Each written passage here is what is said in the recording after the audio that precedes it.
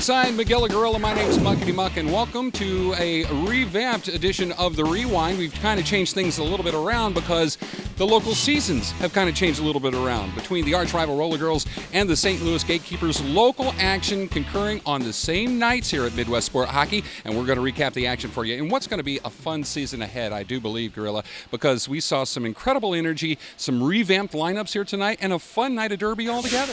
Great night. Really, really successful event. I appreciate all the fans that came out. I tell you what, it was a lot of fun.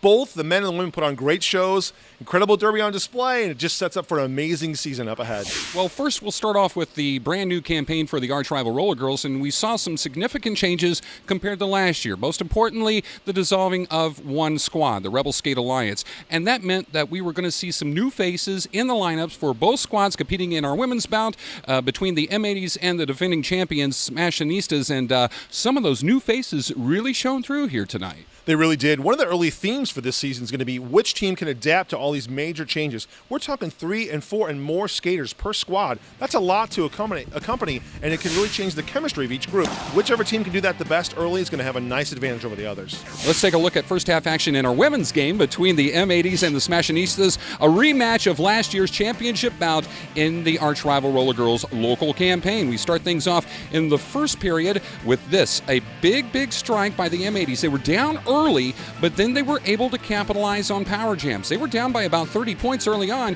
but then they came storming back. And one of those new faces coming to the forefront for the M80s early on was Science Friction, notching up 25 off the power jam. And what started out as a huge lead for the Smashinistas became a very tight contest very early on. Longtime M80 fans will know Science Friction all too well. She used to be a member of that squad. But I tell you what, the M80s were resilient all night long. They just would not go away. They kept fighting back even when down big. The Smashies clinging onto a 3-point lead, but they started to pull away midway through the period as we saw Cloak and Dragger, another big performance by this up-and-comer. She notches up 23 off of this big rotation. Smashinistas are going to try to find scoring beyond Brickyard. Cloak and Dragger really came on tonight, both as a defender as well as a jammer. Excellent night for her. Smashies were pulling ahead 70-39 midway through the first period of play. They stretched that lead to 104-62, and things looked bleak for the M80s, but they came together. They started clawing back, and they took advantage of a big power jam and a star stash and a star pass, and it went to Tupac Shanker. They were down by over 40 points at this point, but 29 notched up by Shanker got them back within fighting distance. They were only down by a baker's dozen with under 2 minutes left to play. The new rules for the Star Pass have lessened. They've become a little easier to do. We're already seeing teams adapting to it, and I tell you what, the queens of that tonight were the M80s. Smashies clung on to a 104-96 lead at intermission, and the M80s still put on the hard charge. At one point, they tied up this contest at 104. Smashies started pulling away a little bit.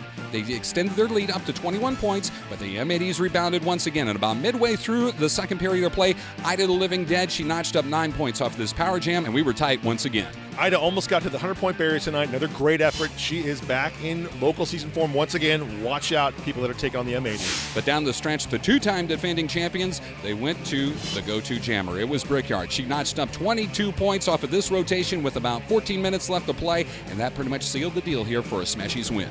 I have run out of adjectives for Brickyard. She is just too good. 151 points tonight, an amazing performance. She is awesome. The Smashies outscore the M80s 115-91 in the second period of play. They notch up the first victory for the arch-rival 6-event campaign here in 2014-15 with the 219-187 victory over the M80s. A very solid output from everybody involved wearing camo, including the new faces. Let's hear from Professor Rumbledore. I think that our teamwork was fantastic. We even though we do have newer players, like, we melded really well. Our communication was fantastic. Our walls were solid. There wasn't anybody like going out of their way to like being selfish in plays. Everybody worked together so well. And we played everybody on our bench, which is awesome. M80s with the loss dropped to 0-1 in the early campaign, but nothing to be ashamed of whatsoever. Let's hear from Rhino Mike. One thing I love about the M80s is we're always there to put on a show. I think that's good for ARRG in general, and we keep our games pretty competitive, and we're always there. And I've always prided myself, along with the team, is that we're the team you can never count out. That's right. Even when you think we're down, nope, we're right back in it. So I was really proud of how we played tonight. Being able to chip out away at their lead, was amazing. We were pretty pumped at half, and then when we saw the tied score, given what we had come back from, it was pretty awesome. So now here's how the standings look after the first of 6 events. Smashinistas going out to a quick charge and grabbing the top spot in the standings. MAs at the lower end of the hierarchy. We'll see the Stunt Devils play their first bout in December. And I tell you what, if our first bout was any indication, Gorilla, this is going to be a fun campaign because both teams really let it all out on the flat track, and I think we're going to see some very interesting results as this year progresses. You know, looking at the season going into it, I had no idea who could win. All the teams are so great right now, so solid. They've got weaknesses, they've got strengths on both sides. I really liked, though, the M80's performance this evening. I knew we'd get a lot from the Smashinistas. They're so solid defensively. They need to find more jammers, but from the M80s, and talking to Rhino, I like the way she said that they were just starting to come together. They're just beginning to grow. They could get even better. And we'll see the Stunt Devils in December. We'll talk about that here in just a little bit. Now, we're going to flip it on over, and I changed the mic flag now, to the St. Louis GateKeepers. Their local season started this past weekend here at Midwest Sport Hockey. And just like we saw from the women's matchup, a lot of unknowns coming into this one, but we knew that the South Grand Slammers were going to try to defend that Turf Wars championship that they snagged last year. And I'd have to say that they definitely made a statement here in our men's game. They really did make a statement. They were undefeated last year in the regular season and in their championship. They did not lose a single game. They came out swinging tonight.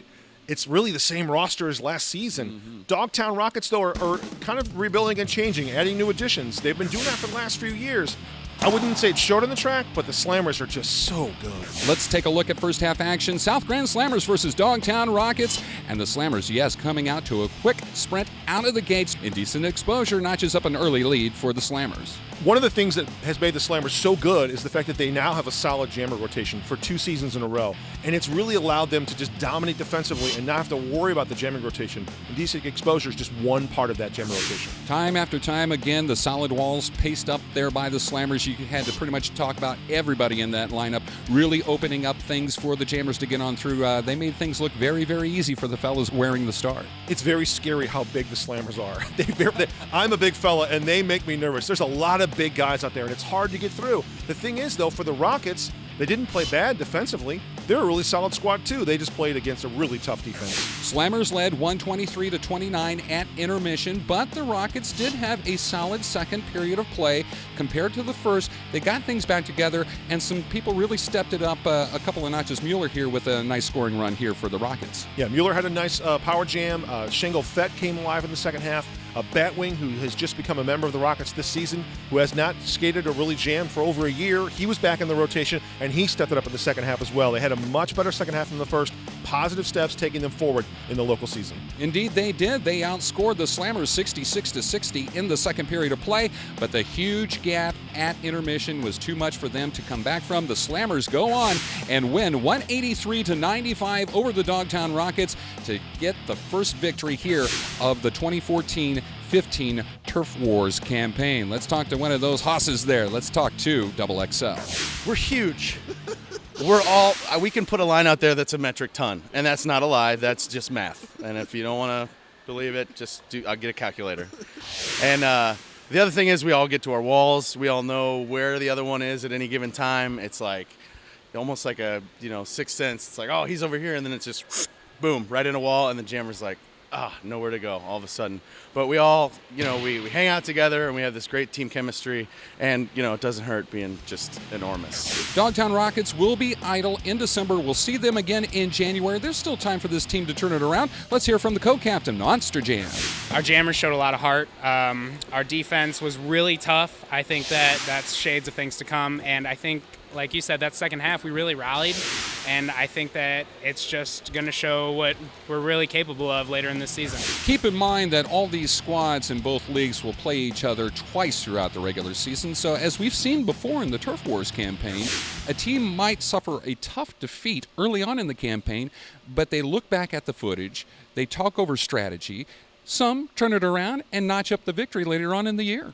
One of the beauties with the way this season's going to go is that you're going to have a chance, exactly with the Rockets, they're going to have a whole month to get better, to get chemistry, to work with these new guys, to integrate them well, to find new ways to be successful, to look at tape to get better. They'll come out swinging in January. Trust me, they'll come out swinging. Tape? They still make tape for video cameras? You know what I mean by tape. Come on, be nice.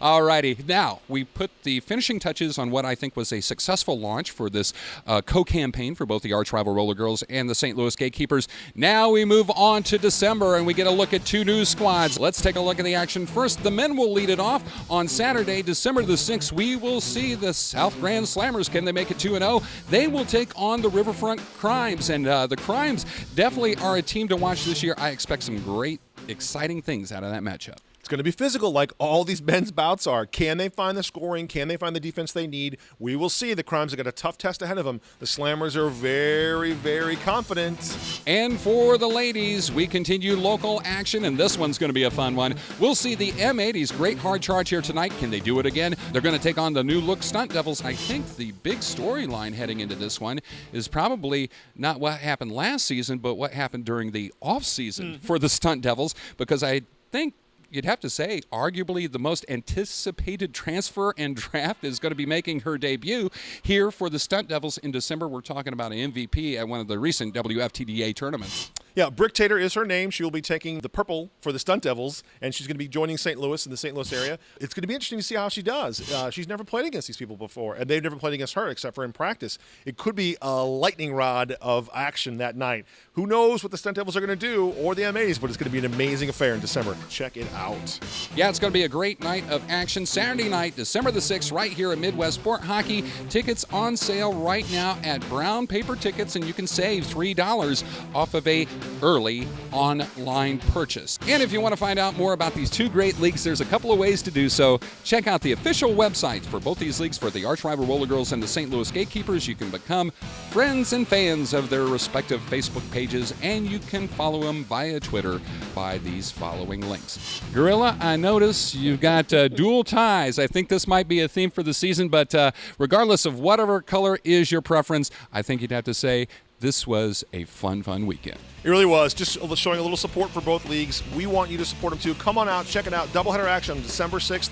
It's going to be men and women. It's amazing. You're going to miss out if you're not here. Yeah, we'll see you in December. For Miguel Gorilla, my name's Muck, and thanks for joining us on the STL Derby Rewind.